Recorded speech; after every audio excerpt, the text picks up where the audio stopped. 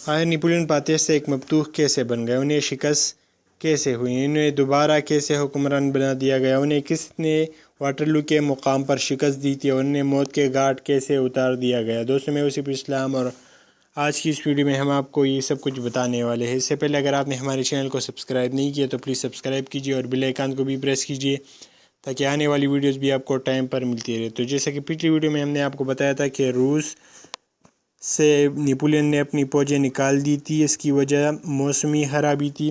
روس اور اس کے اتحادی نیپولین اور اس کے اتحادیوں کا لشکر ڈریٹسن کے مقام پر سپارہ ہوا۔ یہ اتحادیوں نے نیپولین کے ساتھ خوفناک جنگ کی۔ اتحادیوں نے اپنی طرف سے پوری کوشش کی کہ کم از کم کسی ایک مقام پر ہی نیپولین کو بدترین شکست دے کر بھاگنے پر مجبور کر دے، لیکن ان کی بدقسمتی یہ بھی نیپولین کے ہاتھوں انہیں شکست اٹھا کر بھاگنا پڑا۔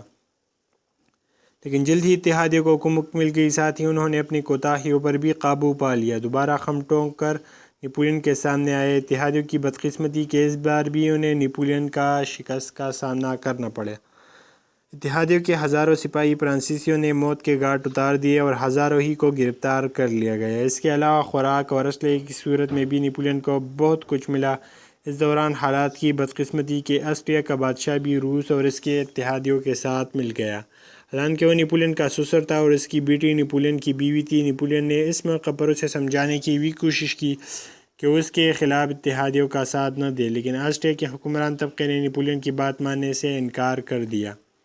نیپولین کو جواب دیا کہ اب آسٹریا فرانس کا ماتحت بن کر نہیں رہنا چاہتا۔ یہ صورتحال یقیناً نیپولین کے لیے فکر انگیز تھی۔ نیپولین کا یہ کمال تھا کہ وہ اپنے مختصر سے لشکر کے ساتھ دشمن کو اب تک بدترین شکستیں دے رہا تھا، لیکن اب اس کے لیے مشکل اٹھ رہی تھی، اس لیے کہ دن بدن اس کے لشکر کی تعداد کم ہوتی جا رہی تھی۔ لہٰذا اپنے جرنیلوں سے مشورہ کرنے کے بعد میدان جنگ سے نکل کر اس نے لیپزگ شہر کا رخ کیا۔ وہاں پہنچنے کے بعد نیپولین نے اندازہ لگایا کہ فرانس سے کمک ملنے کے باوجود لشکر کی تعداد 1,00,000 بنتی تھی، جبکہ لیپزگ شہر کے نواح میں اتحادی ایک بار پھر 3,00,000 کا لشکر لے کر اور خم ٹونک کر نیپولین کے سامنے آ گئے تھے۔ شہر سے باہر ہولناک جنگ شروع ہوئی۔ اس جنگ میں یقیناً نیپولین اتحادیوں کو بدترین شکست دیتا، انہیں کاٹ کر رکھ دیتا، لیکن نیپولین کی بدقسمتی کہ اس کے اپنے لشکر کے چند جرنیلوں نے اس کے خلاف بغاوت کرتے ہوئے اتحادیوں کا ساتھ دینے کا ارادہ کر لیا۔ انہوں نے پہلے سے ہی شاید نیپولین کے خلاف یہ سازش کر رہی تھی، چنانچہ یہ غدار جرنیل اپنے ماتحت ساتھیوں کے ساتھ نیپولین کا ساتھ چھوڑ کر اتحادیوں سے مل گئے۔ اب صورتحال مکمل طور پر نیپولین کے خلاف ہو گئی تھی، جس کے نتیجے میں نیپولین کی شکست ہوئی۔ اتحادی شہر میں داخل ہوئے۔ شہر کے اندر انہوں نے عام لوگوں کا بھی قتل عام کیا، ہزاروں بے گناہوں کو موت کے گھاٹ اتار دیا۔ اتحادیوں نے عورتوں کے علاوہ بوڑھے اور بچوں تک بھی معاف نہ کیا اور شہر کے اندر انہوں نے خوب قتل عام کیا۔ بچے کچے لشکر کو لے کر نیپولین فرانس میں داخل ہوا اور پیرس پہ پہنچ گیا۔ نیپولین کی اب عسکری حیثیت ٹوٹ پھوٹ گئی تھی۔ چھوٹا سا ایک لشکر اس کے پاس رہ گیا تھا اور اب اس کے پاس وسائل بھی نہیں تھے جنہیں کام میں لاتے ہوئے وہ پہلے کی طرح ایک بہت بڑا لشکر تیار کرتا۔ اتنے میں سن 1814 کے سرما کے موسم میں یورپ کے ممالک جواب اتحادی کہلانے لگے تھے۔ 6,00,000 کا ایک لشکر لے کر دریائے رائن کے کنارے پہنچ گئے۔ یہ صورتحال دیکھتے ہوئے جواں ہمت نیپولین حرکت میں آیا۔ چھوٹا سا جو لشکر اس کے ساتھ تھا اسے لے کر وہ اتحادیوں کی 6,00,000 فوج کا مقابلہ کرنے کے لیے نکلا۔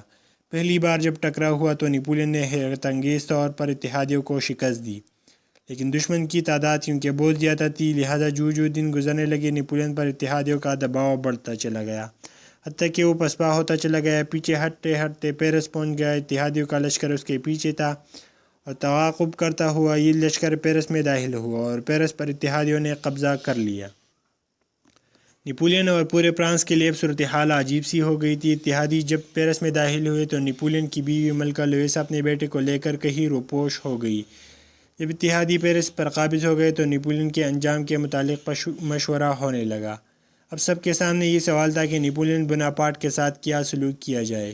اس موقع پر اتحادیوں میں سے کسی نے مشورہ دیا کہ نیپولین کو مستقل طور پر امریکہ جلاوطن کر دیا جائے، لیکن کچھ لوگوں نے اس سے اتفاق نہ کیا۔ متفقہ طور پر یہ فیصلہ کیا گیا کہ نیپولین کو جزیرہ ایلبا کی طرف بھیج دیا جائے۔ جزیرہ ایلبا پر اس کی حکمرانی کو تسلیم کر لیا جائے۔ وہاں وہ اپنی بیوی و بچے کو بھی اپنے ساتھ رکھ سکتا ہے اور خود شہنشاہ کہلانے کے ساتھ اس کی بیوی ملکہ کہلا سکتی ہے۔ اس کے علاوہ یہ بھی طے کیا گیا کہ جزیرہ البا میں اپنی حفاظت کے لیے نیپولین 400 محافظ رکھ سکتا ہے۔ یہ بھی طے کیا گیا کہ فرانس کے قومی خزانے سے نیپولین کو اس کے اخراجات کے لیے 2 لاکھ فرانک سالانہ مہیا کیے جائیں گے۔ نیپولین کو اتحادیوں کے اس فیصلے کو قبول کرنا پڑا، اس کے لیے وہ بے بس تھا، اس کے پاس کوئی لشکر بھی نہیں تھا جسے حرکت میں لاتے ہوئے وہ کم از کم اپنے دفاع ہی کر پاتا، چنانچہ اس نے جزیرہ البا جا کر ایک طرح سے تنہائی کی زندگی بسر کرنا قبول کی۔ اس موقع پر اس نے اپنی بیوی آسٹریا کی شہزادی لویسا کو بھی اپنے ساتھ چلنے کے لیے کہا، لیکن اس نے نیپولین کا ساتھ دینے سے انکار کر دیا۔ وہ آسٹریا کی شہزادی تھی، ایک چھوٹے سے جزیرے میں نیپولین کے ساتھ تنہائی کی زندگی بسر کرنا شاید اس نے توہین سمجھا تھا، لہٰذا نیپولین کا ساتھ ترک کر کے وہ واپس آسٹریا اپنے باپ کے پاس چلی گئی تھی اور نیپولین کے بیٹے کو بھی اپنے ساتھ لے گئی تھی۔ آخر انتہائی بے بسی کے عالم میں سن 1814 کو اپریل کے مہینے میں نیپولین جزیرہ البا منتقل ہو گیا۔ اس کی منتقلی کے چند ہی دن بعد جوزفین، جو اس کی بیوی نہ تھی لیکن اس سے محبت کرتی تھی، وہ پانی دنیا سے کوچ کر گئی تھی۔ جزیرہ البا پہنچ کر نیپولین نے جب گھوڑے پر سوار ہونے کے بعد جزیرہ کا جائزہ لیا تو اس نے جانا جزیرہ بہت چھوٹا تھا، حالانکہ وہ خود بھی جزیرہ کارسیکا سے تعلق رکھتا تھا، لیکن یہ جزیرہ تو اس سے بھی چھوٹا تھا۔ نیپولین کے لیے البا میں جو ہمت افزا انکشاف تھا وہ یہ کہ جزیرے میں رہنے والے لوگ اطالوی تھے اور اطالوی زبان بولتے تھے۔ جزیرہ کارسیکا میں بھی کیونکہ اطالوی زبان بولی جاتی تھی، لہٰذا لوگوں کے اندر رہتے ہوئے نیپولین کو کسی قسم کی دقت اور دشواری کا سامنا نہ کرنا پڑا۔ جزیرہ البا کے لوگ اطالوی زبان بولتے تھے اور پھر شکل و شبات میں بھی وہ جزیرہ کارسیکا کے لوگوں سے ملتے جلتے تھے۔ ان پر جب انکشاف ہوا کہ فرانس کا عظیم شہنشاہ مستقل طور پر ان کے اندر ہی رہے گا، تب انہوں نے جزیرہ البا میں نیپولین کو اپنا شہنشاہ تسلیم کر لیا۔ گو جزیرے کے لوگ نیپولین سے بے حد خوش تھے، اسے اپنا حکمران تسلیم کرتے تھے، لیکن یہ بات یقیناً نیپولین کے لیے اذیت دہ اور کرب خیز تھی کہ چند ہی دن پہلے وہ فرانس کے علاوہ انگت یورپی ممالک کا حکمران تھا اور اب وہ اتنا بے بس اور لاچار ہو گیا ہے کہ البا جیسے چھوٹے جزیرے میں محصور ہو کر رہ گیا ہے۔ دوسری طرف یورپ کے اتحادی ملکوں نے لوئس نام کے ایک شخص کو فرانس کے تخت و تاج کا مالک بناتے ہوئے فرانس کا حکمران بنا دیا۔ نیا بادشاہ معمر ہونے کے علاوہ کمزور مزاج کا انسان تھا۔ اتحادی ویسے بھی ایسے شخص کی تلاش میں تھے تاکہ کسی کٹ پتلی شخص کو فرانس پر حکمران بنا کر وہ اپنی منمانی کرتے رہے، اور ساتھ ہی انہوں نے یہ بھی ارادہ کر لیا تھا کہ فرانس کو چھوٹے چھوٹے ٹکڑوں میں تقسیم کر دیا جائے تاکہ آنے والے دور میں فرانس پھر کسی دوسرے نیپولین کے رہنمائی میں یورپی ممالک کے لیے خطرے کا باعث نہ بنے۔ یہ ساری خبریں البا میں نیپولین تک بھی پہنچتی رہی۔ نیپولین نے اب تک جو جنگیں لڑی تھی اس نے اپنے ذاتی مفاد کے لیے نہیں لڑی تھی، بلکہ اس نے ایسا فرانس کی عزت اور عظمت کے لیے کیا تھا۔ اب جو اسے خبر ملی کہ ایک شخص کو کٹ پتلی بنا کر اتحادیوں نے فرانس کا بادشاہ بنا دیا ہے اور اتحادی فرانس کے ٹکڑے کرنے کے در پہ ہے، تب البا جزیرے میں جو چھوٹا سا لشکر اس وقت نیپولین کے پاس تھا اسے لے کر 1815 میں نیپولین جزیرہ کارسیکا سے نکل پڑا۔ برق رفتاری سے اس نے فرانس کا رخ کیا۔ اس لشکر کے ساتھ وہ فرانس میں داخل ہوا، یا کئی مقامات پر اس نے فرانس کے دشمنوں کو بدترین شکست دی اور آگے بڑھتا ہوا پیرس کے قریب پہنچ گیا۔ وہ فرانسیسی لشکر جو ادھر ادھر بگڑ گیا تھا، انہیں جب خبر ہوئی کہ ان کا سپہ سالار اور ان کا شہنشاہ جزیرہ البا سے نکل کر فرانس میں داخل ہو گیا ہے، تو وہ اب اس کے ارد گرد جمع ہو گئے۔ اس طرح ایک اور پھر نیپولین کے گرد ہزاروں پر مشتمل ایک لشکر جمع ہو گیا۔ فرانس میں داخل ہونے کے بعد 1815 مارچ کے پہلے مہینے میں نیپولین بوناپارٹ نے فرانس کے شہنشاہ کی حیثیت سے پھر خلف اٹھا لیا تھا۔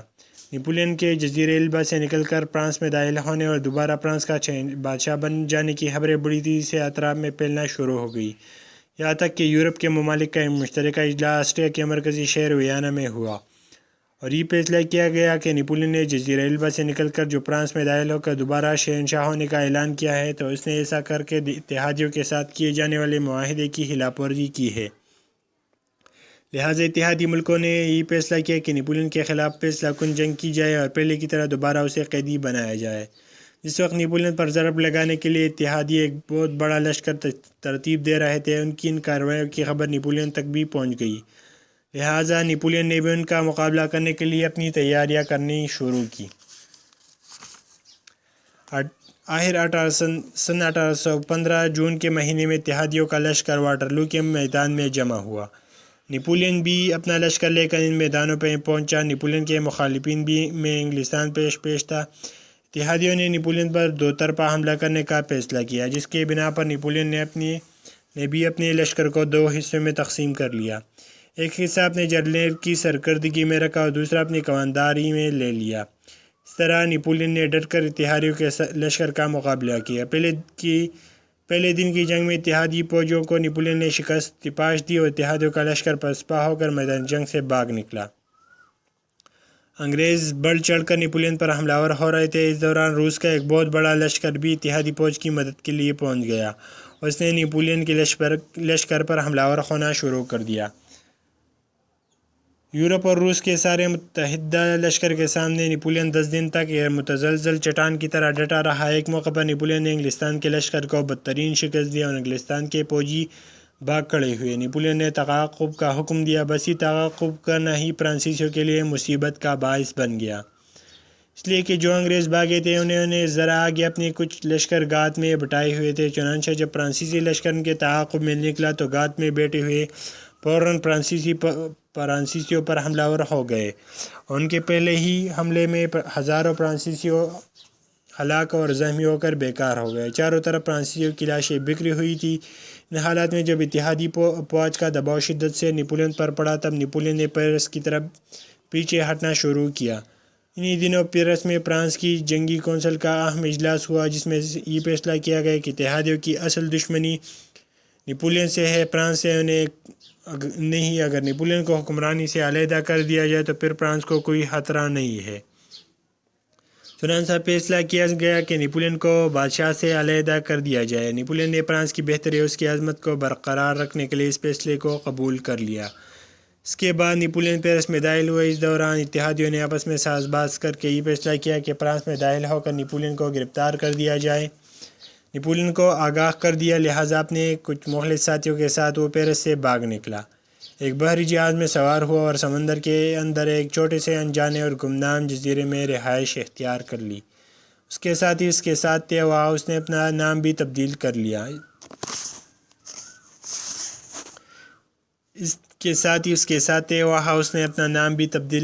تھا۔ اسی دوران ایک برطانوی جہاز جزیرے پر آ کر لگا اور نپولین نے جہاز کی کپتان سے گفتگو کی، اسے اپنا تعارف کروایا، اسے یہ بھی کہا کہ اسے انگلستان لے جائے، وہاں وہ انگلستان کی حکومت سے سیاسی پناہ کی درخواست کرے گا۔ جہاز کے کپتان کو جب پتہ چلا کہ اس سے گفتگو کرنے والا فرانس کا سابق شہنشاہ نپولین ہے تو اس کی حیرت اور خوشی کی کوئی حالت ہی نہ تھی۔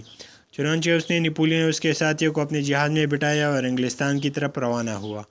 نپولین جب برطانیہ پہنچا، جہاز جب ساحل پر لگا تو لوگوں کو پتہ چلا کہ اس جہاز میں فرانس کا سابق شہنشاہ نپولین ہے، تو اسے دیکھنے کے لیے لوگوں کا ایک بہت بڑا گروہ جمع ہو گیا۔ جہاں تک نگاہ کام کرتی تھی اسے دیکھنے والے لوگ دکھائی دیتے تھے۔ اس سے پتہ چلتا تھا کہ اپنے کارناموں کی وجہ سے نپولین لوگوں میں کس قدر مقبول تھا۔ جہاز جب برطانیہ کے ساحل پر لگا تو جہاز کے کپتان کی وساطت سے نپولین نے انگلستان کی حکومت کو کہلا بھیجا کہ وہ برطانیہ کے ہاں پناہ چاہتا ہے۔ نپولین کی اس درخواست کے جواب میں برطانوی حکومت کے وزراء اور ذمہ داران افسران کا اجلاس شروع ہو گیا۔ اس اجلاس میں فیصلہ کیا گیا کہ نپولین کو سینٹ ہیلینا کے جزیرے میں بھیج دیا جائے۔ سینٹ ہیلینا کا جزیرہ یورپ سے لگ بھگ 2000 میل مغرب میں بحر الکاہل کے اندر تھا، جس کے اندر ہمہ وقت نمکین ہوائیں چلتی رہتی تھیں، طوفان اٹھتے تھے جو انسانی صحت کے لیے انتہائی مضر تھے۔ نپولین کو جب اس فیصلے سے آگاہ کیا گیا کہ اسے چند ساتھیوں کے ساتھ جزیرہ سینٹ ہیلینا بھیجا جا رہا ہے تو وہ بڑا پریشان ہوا۔ اس نے برطانیہ کی حکومت کو کہلا بھیجا کہ میں جنگی قیدی نہیں ہوں، میں تو اپنی خوشی اور مرضی سے جہاز میں بیٹھ کر پناہ لینے کے لیے آیا ہوں۔ اگر مجھے سینٹ ہیلینا میں بھیجنا ہے تو اس سے بہتر ہے مجھے یہیں مار کر میرا خاتمہ کر دیا جائے۔ لیکن بدقسمتی سے برطانوی انتظامیہ نے نپولین کی کسی بات کو کوئی اہمیت نہ دی اور نارتھمبرلینڈ نام کے ایک بحری جہاز میں اسے سوار کر کے جزیرہ سینٹ ہیلینا کی طرف روانہ کر دیا گیا۔ اس وقت نپولین کے ساتھ اس کے 3 جانثار اور پرانے ساتھی تھے۔ اس کے علاوہ 12 ملازم اور ایک ڈاکٹر کو بھی اس کے ہمراہ کر دیا گیا۔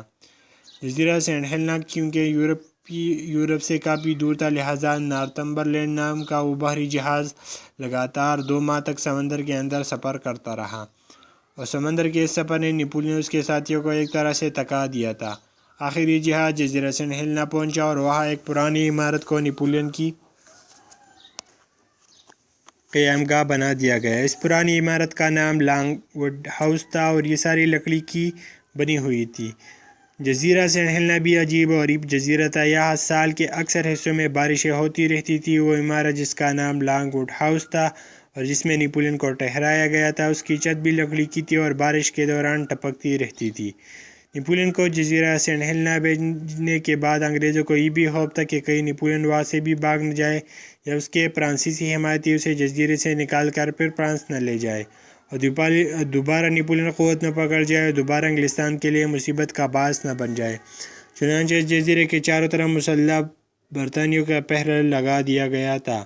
ان مسلح جوانوں پر کمانڈر کے طور پر ایک کرنل بھی مقرر کر دیا گیا اور اس کرنل کا نام ہڈسن تھا۔ جزیرہ سینٹ ہیلینا کی آب و ہوا نیپولین کے لیے قطعی ناساز تھی۔ وہ بڑی مشکل سے وقت گزارتا تھا۔ وقت گزارنے کے لیے وہ جزیرے میں کبھی گھوڑ دوڑ کرتا، کبھی گھوڑے کودتا اور اس میں نئے پودے لگاتا۔ اس طرح جزیرے میں اس کے لیے وقت گزارنا بڑا مشکل اور دوبھر ہو گیا تھا۔ جزیرہ سینٹ ہیلینا میں قیام کے دوران انگریز حکومت نے اپنی روایتی سازش سے کام لیتے ہوئے نیپولین کو کھانے میں تھوڑا زہر دینا شروع کر دیا تھا تاکہ آہستہ آہستہ زہر اس کے بدن پر اثر کرتا رہے اور وہ ہلاک ہو جائے اور لوگ یہی سمجھے کہ وہ طبی موت مرا ہے۔ شروع میں نیپولین کو پتہ نہیں چلا کہ اسے زہر دیا جا رہا ہے۔ جو ڈاکٹر اس کی صحت کی نگرانی کے لیے مقرر ہوتے اس نے شکایت کی کہ اس کے سر میں درد رہتا ہے، مسوڑوں میں بھی درد ہوتا ہے، سردی لگتی ہے اور بعض اوقات منہ سے خون بھی نکلتا ہے۔ ڈاکٹر بھی چونکہ برطانوی حکومت سے ملا ہوا تھا، لہٰذا اس نے یہ کہہ کر نیپولین کو مطمئن کر دیا کہ یہ سب کچھ جزیرے کی خراب آب و ہوا کی وجہ سے ہے۔ دوسری طرف جب نیپولین کو جزیرہ سینٹ ہیلینا بھجوایا گیا تھا تب تو اتحادیوں نے فیصلہ کر کے فرانس پر قدیم بورین خاندان کی بادشاہت قائم کر دی گئی، جبکہ نیپولین کے خاندان کو فرانس سے نکل جانے کا حکم دے دیا گیا تھا۔ نیپولین کو 45 کی عمر کا ہو چکا تھا، لیکن اس کی مالیزا بوناپارٹ ابھی تک زندہ تھی۔ جب اسے اور اس کے خاندان کے افراد کو فرانس سے نکلنے کا حکم دیا گیا تب وہ روم چلی گئی۔ واقعہ قیام کے دوران نیپولین کی ماں نے یورپ کے حکمرانوں اور بادشاہوں کو خطوط لکھے اور اپنے بیٹے نیپولین کی زندگی کی بھیک مانگی، لیکن کسی بھی حکمران نے اس خاتون کی اس التجا پر غور کرنے کی زحمت نہ کی۔ دوسری طرف جزیرہ سینٹ ہیلینا میں دنیا کا عظیم فاتح دن بدن موت کے پندے میں پستا چلا جا رہا تھا۔ اپنی موت سے کچھ عرصہ پہلے اس نے اپنے ملازموں اور ملنے جلنے والے سے کہنا شروع کر دیا کہ اسے زہر دیا جا رہا ہے تاکہ اس جزیرے میں اس کا خاتمہ کر دیا جائے۔ اسی حادثے کو سامنے رکھتے ہوئے وہ اکثر اپنے ملازموں اور ملنے جلنے والے لوگوں سے کہا کرتا تھا کہ میری موت کے بعد میری لاش کا پوسٹ مارٹم ضرور کرانا۔ نیپولین کو جب یقین ہو گیا کہ جو زہر اسے دے دیا جا رہا ہے اس کی وجہ سے جزیرہ سینٹ ہیلینا میں اس کا کام تمام ہو جائے گا، لہٰذا اس نے اپنی موت سے پہلے اپنی وصیت لکھی۔ اس وصیت میں اس نے تسلیم کیا، میں کبھی بھی عیسائی عقیدے پر عمل نہ کر سکا، تاہم مجھے عیسائیت کے طریقے پر دفن کیا جائے۔ اس نے یہ وصیت کی کہ میرے بیٹے کی تعلیم اور تربیت کا عمدہ انتظام کیا جائے۔ اپنی وصیت میں اس نے یہ بھی لکھا کہ انگریز مجھے زہر دے کر آہستہ آہستہ ختم کر رہے ہیں، میں نے انہیں معاف کیا۔ اس کے بعد نیپولین نے اپنی ذاتی جائیداد کی تقسیم کی وصیت بھی کی۔ اس وقت نیپولین کی ذاتی جائیداد لگ بھگ 2 ارب فرانک تھی۔ اس میں سب سے 1 ارب فرانک کی رقم نیپولین نے اپنی ماں، بہن اور بھائیوں کے لیے مختص کر دی اور باقی 1 ارب کی رقم اس نے اپنے وفادار ساتھیوں، اپنے پرانے اور جان نثار ملازموں میں تقسیم کرنے کا حکم دے دیا تھا۔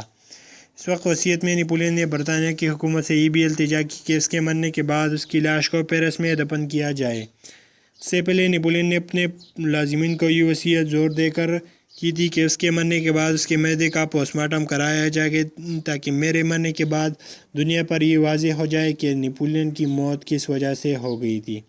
اس کی موت کے بعد برطانیہ کے 7 ڈاکٹروں نے کرنل ہڈسن کی نگرانی میں نیپولین بوناپارٹ کی لاش کا پوسٹ مارٹم کیا۔ پوسٹ مارٹم کرنے کے بعد ان ڈاکٹروں نے نیپولین کی موت کی اصل وجہ پر پردہ ڈالتے ہوئے یہ کہہ دیا کہ اس کی موت جزیرہ کی خراب آب و ہوا اور معدے میں خرابی ہونے کی وجہ سے واقع ہو گئی ہے۔ نیپولین نے التجا کی تھی کہ اس کی لاش کو پیرس بھیج دیا جائے اور وہیں دفن کر دیا جائے، لیکن برطانوی حکومت نے ہٹ درمی سے کام لیتے ہوئے نیپولین کو جزیرہ سینٹ ہیلینا میں دفن کر دیا اور اس کی قبر پر پہرہ لگا دیا تھا۔ لگ بھگ 19 برس تک نیپولین جزیرہ سینٹ ہیلینا میں دفن رہا۔ اس کے بعد اس کی قبر کو اکاڑ کر تابوت نکالا گیا تھا۔ بدھ کو فرانس میں منتقل کیا گیا اور اسے پیرس میں دفن کر دیا گیا۔ دوستو یہ تھی نیپولین بوناپارٹ کی جرنی۔ دوستو اگر آپ کو یہ ویڈیو اچھی لگی تو چینل کو سبسکرائب کیجیے تاکہ آنے والے ایپیسوڈ میں مختلف دنیا کے عظیم فاتحوں کے بارے میں ہم آپ کو